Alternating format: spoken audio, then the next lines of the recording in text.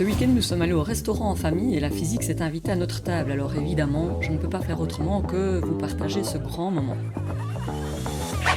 En fait, ce que vous allez voir, c'est un phénomène de résonance. Et le phénomène de résonance, on en a déjà parlé à plusieurs reprises, soit dans l'exemple de la balançoire qu'on pousse au bon rythme pour lui donner une grande amplitude de vibration, soit dans des exemples un peu plus flippants, comme l'inauguration du pont Millennium à Londres, sur lequel les touristes se sont mis à osciller latéralement de façon synchrone, ce qui a provoqué une oscillation latérale du pont. Et donc, dans les deux cas, le secret réside à exciter l'objet avec juste la bonne fréquence qu'on appelle la fréquence propre de résonance. Et c'est justement ce qu'on a fait à table, au restaurant, avec un verre d'Irish. Alors oui, je sais, l'Irish, c'est pas terrible à la santé, mais admettez quand même qu'avec une tasse de thé, on aurait eu beaucoup plus difficile à reproduire cette expérience. Alors tout l'art consiste à faire osciller le verre selon une fréquence qui est justement sa fréquence propre de résonance, et quand on y arrive, on voit clairement l'énergie qui passe dans le liquide. Admettez que c'est quand même beau. Alors tout l'art consiste à faire vibrer le verre à la bonne fréquence, et pour ça il faut discrètement plonger son doigt dans le verre d'eau, parce que oui, on est quand même au restaurant, et puis frotter le bord du verre, et le doigt va tantôt adhérer grâce au frottement statique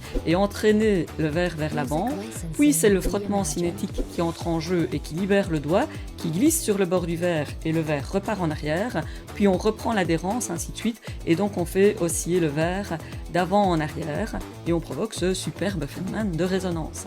Pour les plus curieux d'entre vous, je vous montre ceci. La fréquence de résonance propre du liquide dans un cylindre a été travaillée et découverte par Poisson il y a plus de 200 ans.